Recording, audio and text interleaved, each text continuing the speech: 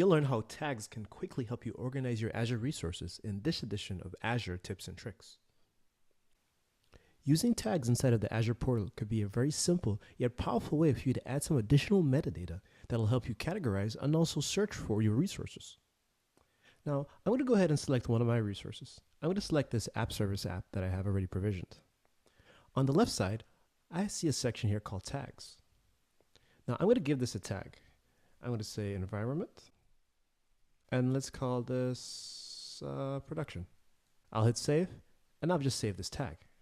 Now, I'm going to hit GD. That's my command to go back to the dashboard. Now, if I wanted to search for something, I can hit G/. Again, I like using these shortcuts because I don't have to take my hands off the keyboard. And I can hit tags.